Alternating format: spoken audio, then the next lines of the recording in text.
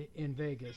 Not to the Mayweather level. No, we're talking movie stars, actors, athletes, rap star, hip hop stars, musicians, however you want to put it. No, I won't. I don't believe it will be at that level. Hopefully, a lot of local Bay Area stars will be in Las Vegas for Andre Ward. I am hoping to see that. And there are a few headliners out here. Maybe it does look like an Mayweather fight, but I don't think at Mayweather's level. No, I don't believe that, Lee. He hasn't filled up Oakland. I legitimately don't think, in his mind, he's a bigger draw. I think the draw is the actual fight itself. Like, I think in the world of boxing, and this is legitimate, I think people see this as like two mid-level fighters. Like, this isn't that big a deal. Well, not in I would say casuals, not in the world of I think the people who listen, like the 5 people who listen to this show, I think here's the realistic thing, okay? And I don't think anybody's going to like this. In the world of boxing, okay? How many real boxing fans are there in the U.S.? Like, hardcore who would know that the winner of this should really be considered the pound-for-pound best fighter? Probably the people that watch HBO. I would say there's a million. The $55 seats for this fight are sold out. Okay? Good. But there are still the next price level 6, 5, 4, 3, 2, 1, and I could still buy a ringside seat. Yeah, good ones too. Good ones. So let's say I told you financially this fight wasn't ready. I've always said that they had nothing. There's nothing they can do. HBO is hurting for fights. They don't have too many headliners anymore, and so they made these 2 fights so one of them can become an household name. Go ahead, keep going, it's okay. Lee. Because I don't want to look past this fight yet, but there are other fights out there. I'm just telling you how many seats are still available, and I don't think this is doing the business that they wanted it to do. Well, no, because Sergey hasn't proven himself in Las Vegas. This is a first for him, too. And then Andre, we know damn well, if he can only do around 8,000 in Oakland, literally his backyard, literally like 3 BART stations, 3 BART stops away from the Coliseum is where Andre lived most of his whole life. If you want to put him in Oakland or Hayward, you're not going any farther than maybe 4 BART stops to the Coliseum. He's never done over 9,000 after the Kessler fight. Kessler was his biggest crowd I ever seen him put in Oakland. That was the beginning of the Super 6. I think there was more of a buzz because of that tournament. Everyone was really attracted to that tournament when it first got started. Everyone came out to see Ward, and they never came back, or at least only 8,000 of them come back. So if you look at it, that 8,000 is about all he gets in Oakland. Lee, what do you say? Maybe 3,000-4,000 are going to go to Las Vegas for him? Yeah, maybe. Right? And it's a tragedy because that's not the winner even of this close fight to a capacity. Is the pound-for-pound champion. No question asked. The winner of this fight is the pound-for-pound best fighter in boxing. I will, to their credit, I can use Floyd, our last pound-for-pound champ, as an example. Lee, me and you were at the fight when Guzin, I believe it was Guzin who paid him for Baltimore. He paid $8 million for that fight, and not even 2,000 fans showed up to watch it or paid to watch it. Floyd used to do the same numbers. Before the De La Hoya huge big fight that put him over the top, turned him into Money May, before that fight, Floyd is the same guy. He's not doing big numbers. And Andre Ward can literally be that person overnight for HBO. One of these guys are Terrence Crawford and Andre Ward are both the runners-up to take over as the new guy of HBO. So, and right now, Andre Ward's in a major lead. Andre needs to win 12 more rounds. That's it. 12 rounds and he's there. The pathetic part is the finalized card didn't happen until 4 days ago. I mean, that's insane. Legitimately, Yeah. finalized card happened. They're banking on this fight. That's it. I think a lot of people are starting to come to realize, Lee, that boxing's hurting right now. This last year was not a good year for any of the promoters, promotional company, network, anything. There was no huge pay-per-view sales. People are out of touch with who the champs are right now. You got the UFC going over to New York, dropping $17 million on the live gate. I don't know if there's a fight in boxing that could attract that in New York right now. Not even Miguel Cotto himself could bring $17 million at the gate.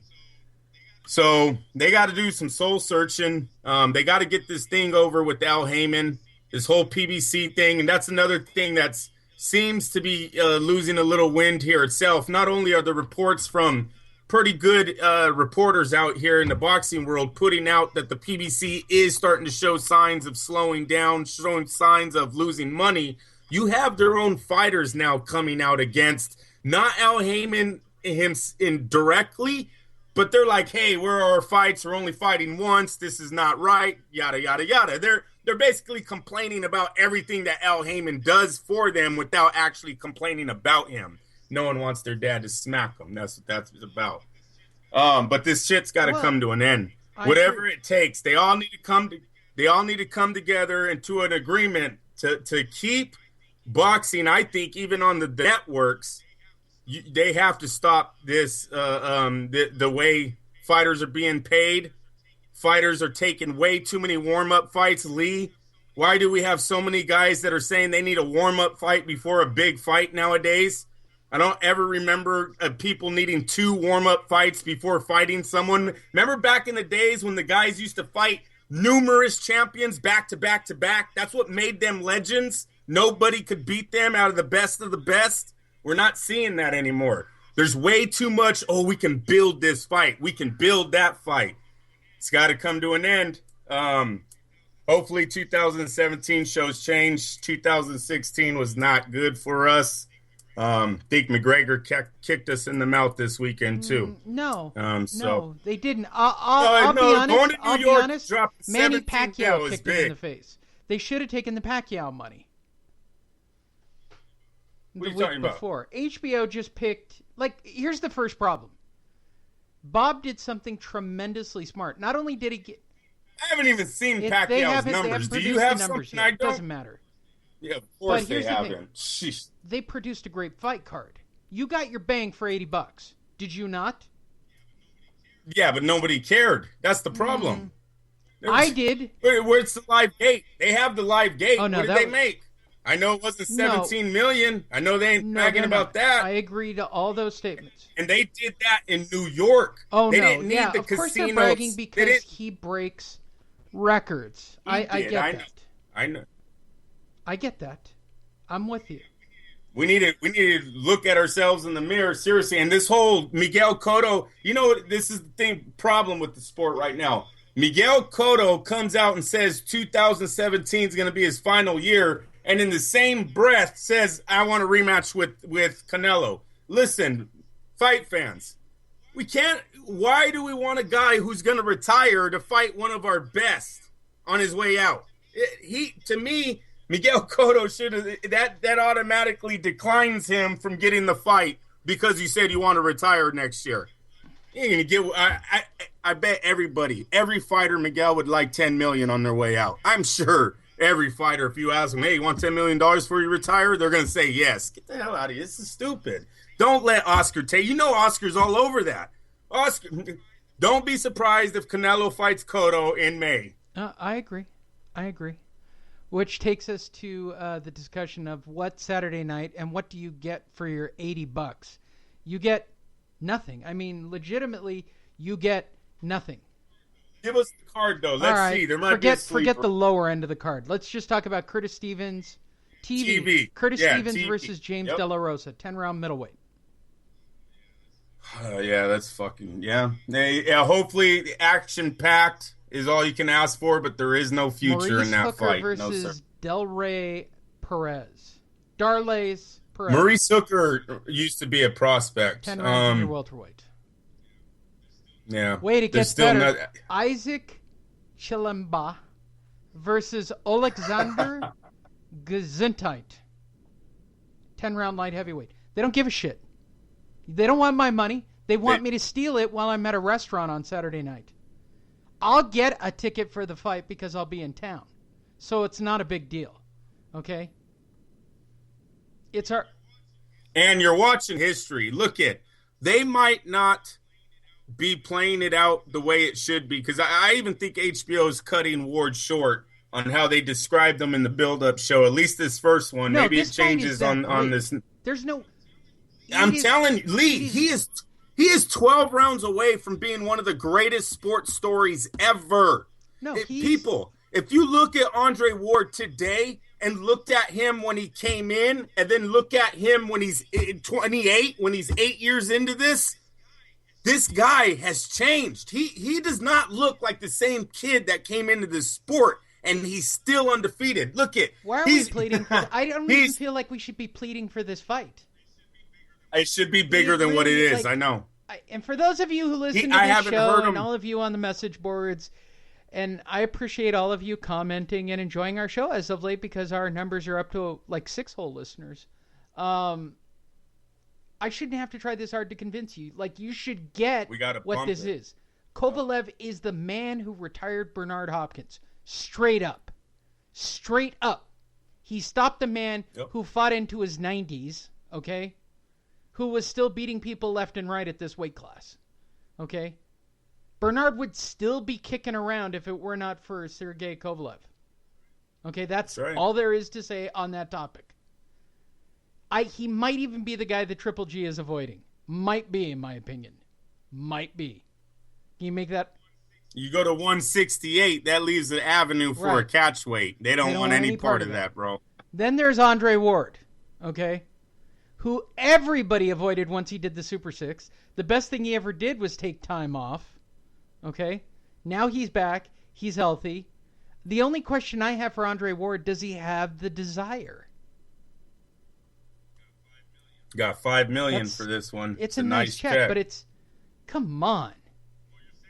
Well, you're saying the desire. I'm telling you, if he's losing any desire, it's because he got $5 million. Because he's not making 10 or 15. So there is a bigger light at the end of the tunnel if he does have the desire still, but who knows? We've seen $5 million paychecks take him out before. Claudia, Madonna. Yeah, but these two fighters are bigger than all of the...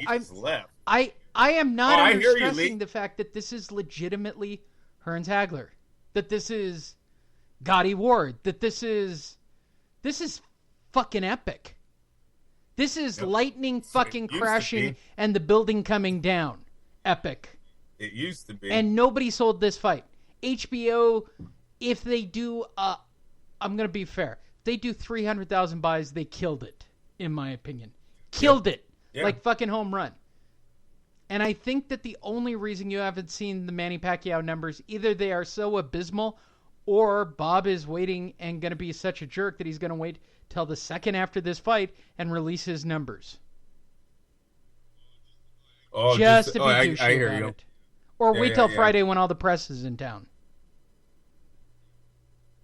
That's a very Bob thing to do. Hey, fuck you guys very much. Put on your fight. Have a good time. Should have gotten a real promoter. Hope that works out for you. HBO's not a promoter, and they're trying to be a promoter. If you look at their lineups and their cards on what they think great fights are, that Andre Ward Kovalev is strictly an HBO production across the board. Behind that, you got Vasily Lomachenko versus Nicholas Walters. All right? We're letting Bob back in on the Nicholas Walters thing. Then what have they got? They got Barrera versus Shabaranski behind that in December. And then Hopkins versus Joe Smith behind that. And they're done for the year. That's it. I'm telling you, it's a bad year for HBO, Lee. A lot of fighters that I think were in I think they lost to be a the shitload of money, future. and I think it started with the Canelo fiasco. The PBC I mean, they took Mikey Garcia. Yeah. And it took some fighters where they can't work outside of Showtime or PBC now. That's the problem.